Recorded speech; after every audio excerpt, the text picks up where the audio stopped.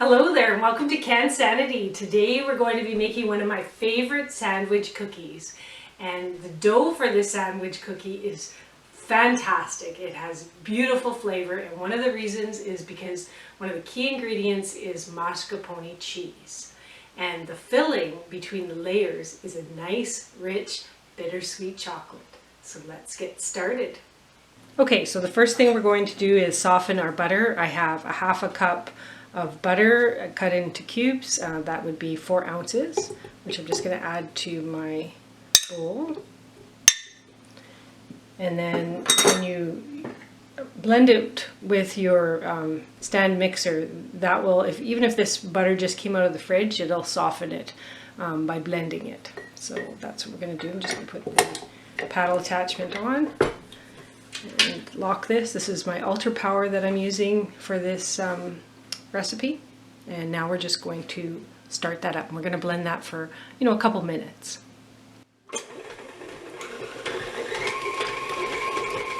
Okay, next I'm going to add 1 cup of granulated sugar, a 1/4 teaspoon of baking soda,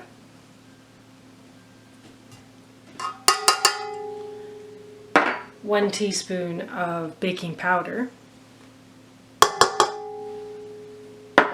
and 1 teaspoon of ground nutmeg. And now I'm going to blend that up.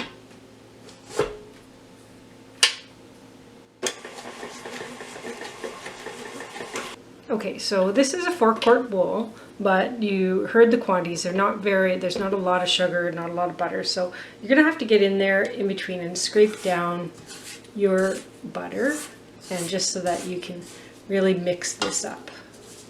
And I love using this stand mixer for making small batch cookie dough recipes, because the bowl size is very good for blending up small batches. Okay, so I'm going to just mix that up now.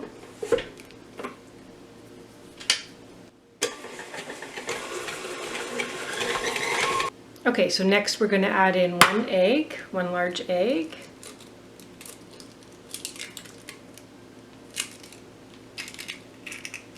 And the mascarpone cheese, which is 1/2 of a cup. And if you don't want to use mascarpone cheese, you can also use sour cream, but I find, but use full fat if you use sour cream, but I really think that this adds a really nice, rich flavor to the dough, the mascarpone cheese. So that's what I like to use. And I will blend that up.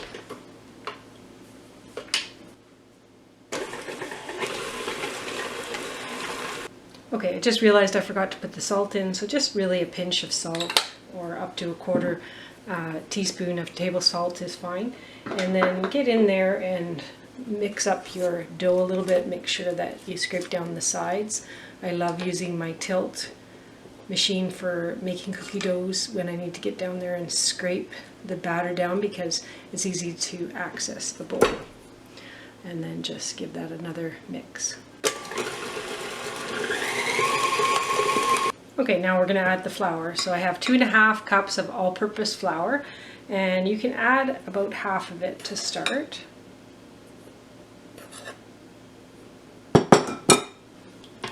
And give this a mix. Make sure to start your mixer up on the low setting first, otherwise if you go right to the high, then you're just going to inhale a cloud of flour. So start with the lowest setting and just get it going.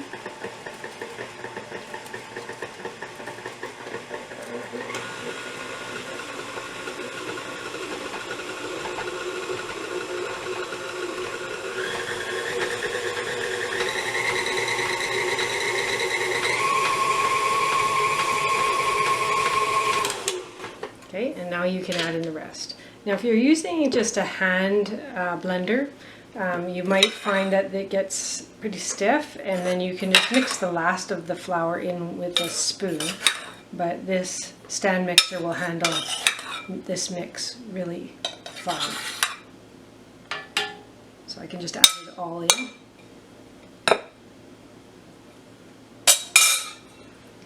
again, start your mixer up on the lowest setting.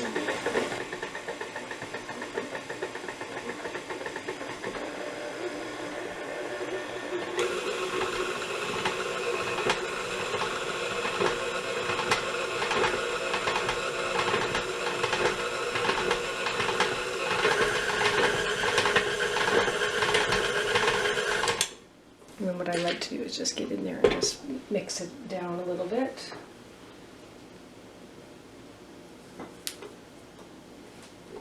Take the dough off the beater and then just scrape the dough down, just because it'll just sit on that side, and this is a small batch of cookie dough, so you're going to have to get in there and scrape it down a little bit.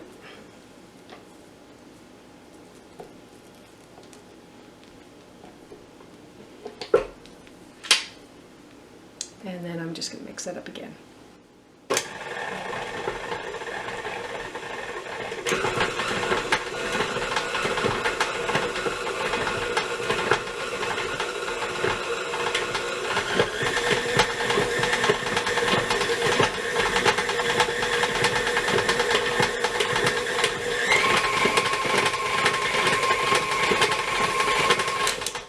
Okay, that's it. Now you're going to scrape all the dough off of the beater and off the side of the bowl, and you're going to put this in the fridge and you're going to chill it for 1 to 2 hours. Okay, so my cookie dough is off of the stand mixer, and now you're going to divide that in half, and then you're going to wrap each half in some wax paper, and then you're going to pop that in the fridge for 2 hours, 1.5 to 2 hours.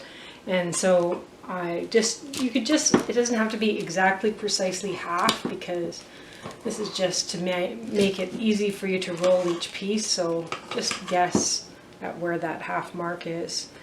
And you can either flour your hands if the dough is really tacky, or if it's fine to handle, then you don't have to worry about it.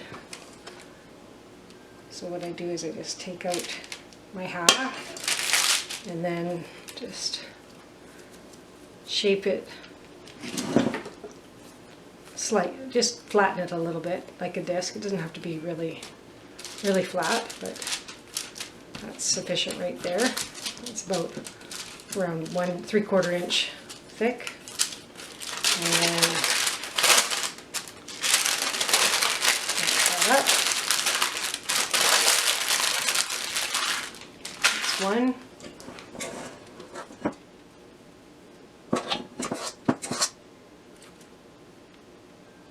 And then there's the other. This dough just smells so awesome with that nutmeg in there. I can just eat the dough, never mind baking it. Just flatten that out. And then just wrap this in. Okay, we'll just pop those in the fridge. Okay, while the dough is chilling, we're just going to talk about getting prepared for making the cookies. So I have my baking sheets, and they're lined with parchment paper, and I have my cookie cutters out. And this cookie cutter is about 3.5 inches in the longest part of the shape, and then you want to have a smaller shape that goes inside, and so that's my smaller shape. And I like to have about a 3/4 inch border in between, because that just makes the cookie less fragile when you're going to put it on top. So that's the allowance that I like to use when I make this cookie. So for the chocolate, you're going to need 6 ounces of dark chocolate or bittersweet chocolate. This is the Baker's brand, and that would be 1 complete box is 6 ounces. And so then you're going to chop that up, so it comes out in 2 bars, and you're going to melt this, so it doesn't have to be precise, but take your knife and just chop it up. And by chopping it up, then it's just going to melt easier. And so we'll just do 1 bar at a time. So I just take that, and then I just roughly chop it up so that it's about half-inch pieces is fine. You could chop it smaller if you want, but half-inch is fine. And that will facilitate quick melting. And so I'm using a wooden cutting board for this. That's what I like to use when I'm chopping up chocolate. And take your time, because you have the time. The dough is in the fridge chilling. So this is how I chop my chocolate. And then I have a bench knife over here. And what I do is I just use, this is what one of the good uses of a bench knife is, you can just scoop that up and then just put that in your bowl. And that way you get all the nice pieces, even the crumbs. You want to make sure that you don't waste any of that chocolate. So I'm just going to continue on and finish chopping up all this chocolate. Okay, so the cookie dough is out of the fridge, and so we're ready to get rolling. Now for this dough you want to, or for this cookie, you want to roll the cookie dough at about a 1/4 inch thin. And the reason why you want to keep it to a 1/4 inch thin is you don't want to roll it too thin, because once you cut out the top cookie for the sandwich, you're going to have the top shape and then you're going to have the insert. And so the cookie portion will just be around the inside like that.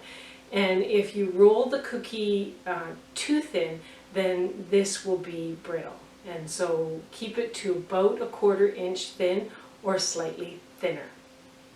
Okay, so what I've done is I floured my board, and I've just put some flour on my rolling pin, and now I'm just going to roll this in until it's about a 1/4 inch thick.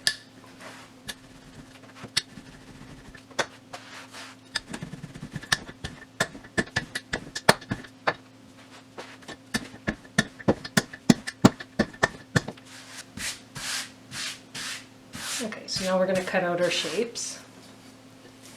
So what I like to do is I cut out one shape with one of the doughs, and then when I roll out the next shape, then I cut out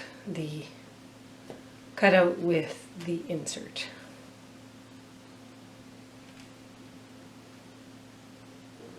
Okay, so then you just take your spatula and just take up your cookies, and you'll be able to re-roll some of this dough, so just save that. And my kids like to refer to this spatula as Barbie spatula because it's small. I always think of my kids when I'm making cookies because they have little names for all of my utensils. Okay, so I rolled out the second dough and stamped out the larger cookie shape, and now I'm just going to go around and align up the small shape in the center and save all the scraps because you can re-roll them. And I'm going to cut out all the centers. Okay, so then you're going to take your shapes up and just be gentle with this shape because it's a little bit more fragile because you just have those edges. So just use your spatula and just kind of cut them apart, and you can see now why it's important to stick to just a 1/4 inch or slightly thinner, because it's a little bit more fragile to work with the cookie. Now you can also, if you want, just put the dough, roll it on parchment paper, and then cut the shape out, and then just transfer the cookie, the parchment paper right onto a sheet. But this is how I usually do this one, because I know from experience that when you have that 1/4 inch thickness, it'll still maintain its heart shape really nice when you're picking it up and moving it. Okay, so I have a sheet where will be the bottom layer and a sheet where it's the top layer. It's important to bake your bottom layer separately from your top layer, because the top layer will cook faster because it's not a solid shape, And so I always put the cookies that have the cutout on one sheet and the cookies that don't have the cutout on another sheet. And so now I'm going to pop these in the oven at 375, and I'm going to bake them until they're a little bit, okay, so these just came out of the oven and you can see just a slight golden brown there, and that's perfect. And now this was in the oven for 10 minutes, and the shapes with the cutout were about between 7 and 8 minutes. And so just when it's just starting to turn brown around the edges, that's perfect. Okay, so this dough re-rolls like a dream. So this is all that I have left after cutting out another batch of the cookies. And so I just wanted to point that out, that you could just keep re-rolling it until you get all of your cutouts. Now what I did on these sheets is I just have them without the cutouts, and I'm going to, just so that I get the even number of bottoms and tops, I'll cut the shapes out right on the pan. Okay, so I put 2 tablespoons of unsalted butter in my 3-liter pot here, and I'm gonna add my chopped bittersweet chocolate or dark chocolate. And on low, I'm just going to stir this and melt the chocolate until it's nice and smooth. So it won't take long on the stove, and medium-low is fine. You don't have to have this rockin' hot. You don't want to burn that chocolate, so just medium-low is fine. And you can do this in the microwave as well. Just microwave it on high for 30 seconds, take it out, stir it, and do that in intervals until you get it nice and melted. It doesn't have to be completely melted because it'll continue to melt as you keep stirring it. So just make sure that you have it on, if you do this on the stovetop, make sure that you do it on low enough heat that you don't burn the bottom of the pot, and always continue to stir as you're melting. So this is almost ready to come off, even though you see that there are some bits in there. That's okay, it'll continue to melt. Okay, so now we're going to, you see my chocolate's melted nice. I just poured it into the bowl so that it would just be easy to access for the video. I'm just going to grab a spoon because that would be just easy to start doing the cookies. So what you're going to do is just going to take about a tablespoon of melted chocolate and put it in the center of your cookie. More. And then you're going to spread it around the cookie. And you're going to, don't go all the way to the edge, because once you press it, it's going to squeeze out a bit. This was, I kind of put a little bit too much on there, so just a little under a tablespoon. So, and then just so that it is just almost at the edges, and then you're going to grab a top and you're just going to put that on like that. And you don't need to press down. It'll just press down in just on its own. And then you're just going to put that on your cookie sheet, and you're going to let the chocolate harden. And so I'm just going to go ahead and put the filling in all these cookies. Okay, so all the chocolate has been added to, and I've made all the cookies into sandwiches. I'm really happy the way they look. You can just leave it, stop there, and just enjoy these cookies just like that. But we're going to take it one step further, and we're going to ice them. But I'm going to let the chocolate set up first, and the reason being is that it's a little bit slippery, and so the top will slide while you're trying to ice the top. So I just usually let the chocolate set up a bit first. And one other tip is always make a few extra tops. Sometimes they do break, and not often. I didn't have any break today, but I always, if you're gonna have extra, make extra of the tops. And then when you're waiting for the chocolate to set up, you can just smear that on what's left of your chocolate on that top and just have a little snack. Now, one point I do want to add is that I did say 1 tablespoon of chocolate, but it's really 1 teaspoon, so I misspoke there. So it's about 1 teaspoon for each cookie. Okay, so now we're going to make the icing. So I have my sifter here, and I'm just going to add in 1 cup of confectioner sugar, icing sugar. And I'm just then going to sift out the lumps.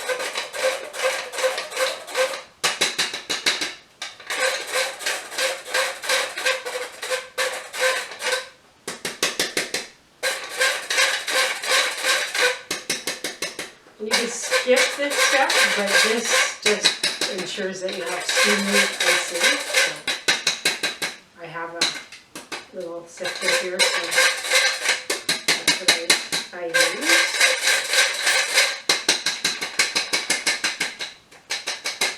Okay. And now I'm going to make this with some meringue powder because I want the icing to be, when it dries, I want it to be hard. So I'm going to add in 1 tablespoon of meringue powder to my 1 cup of icing sugar. And I'm going to add in some water. I'm just going to start with a tablespoon. Well, I'll just stir this around first. And now I'll add in 1 tablespoon of water. And I don't have very much of this vanilla extract, so I'll just add a little splash of vanilla extract, about a 1/4 teaspoon. And then I'll just mix this up. And I can tell that I'm going to need a little bit more water. It's just not coming together like an icing yet. So I'm just going to add in like a 1/4 tablespoon. That will probably do it. You don't want to jump right to adding you don't want to add in too much water, because if you do, it's hard to thicken it up. You'll have to add in a lot of icing sugar, and I don't want to do that. So I'm just going to add in another 1/4 tablespoon of water. And it's starting to look thicker, but it's better, but it's still a little bit too thick, so I'll just add in a little bit more.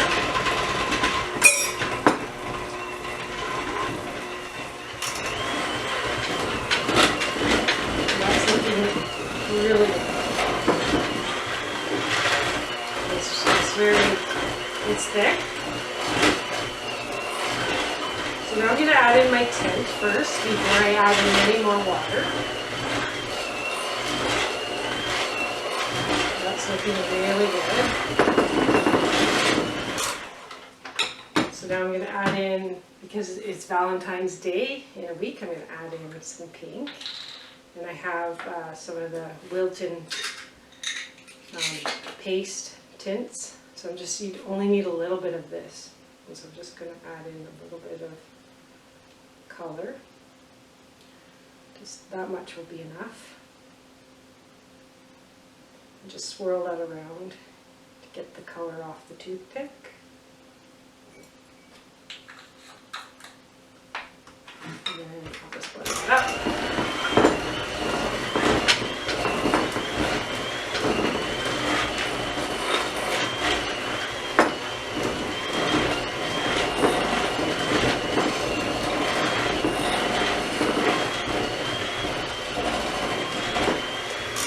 Super pink, just with just a little bit of the tint, the paste.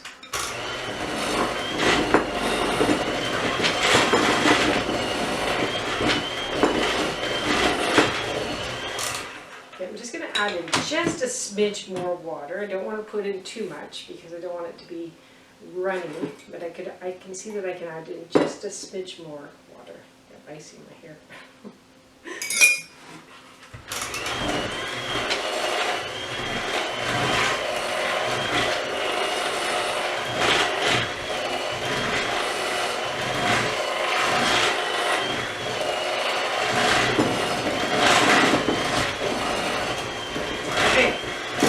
That's perfect. So now we're going to just bring the camera in close so you can see how I decorate the cookies. Okay, so you can see how I've made this icing rather thick. I just want to be able to put some on the corners of the cookies, and then I want to add some sprinkles. So I have 24 cookies, so I want to make this 1 cup of icing spread for all the 24 cookies. So I'm just going to put some in the corners like this. And they're just really using the icing for glue. Okay, so then I'm just going to take my sprinkles and add some to the top. And I'm going to take some of the larger sprinkles, or the larger candies, and add those on. And now my daughter is allergic to nuts, and so I don't often put nuts in our cookies, but we like to have the crunch. So I like to put in some of these big, crunchy candy bits, just to add crunch. So we'll just add a couple like that. Add that one on there like that. And then I'll go to the other corner.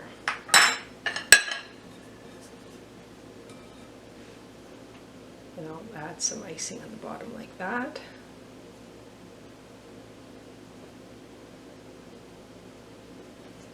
And do the same. Add some candies for crunch.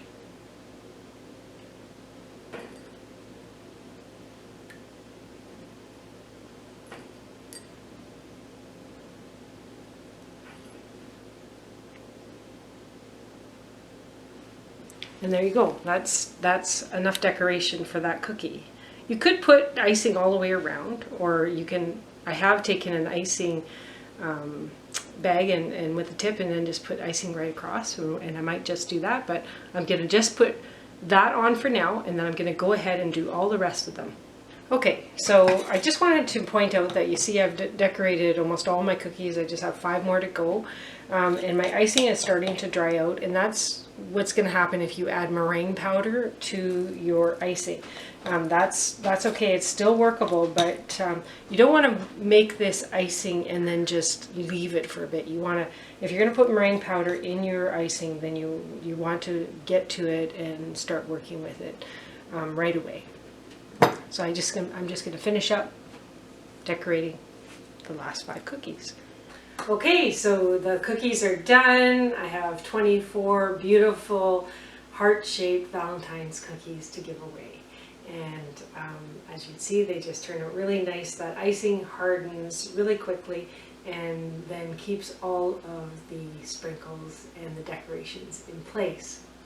So I hope that you enjoyed this video, and I hope that if you are enjoying the Cansanity videos, that you like the videos and that you subscribe to our channel. I hope you've enjoyed this video. Have a great day.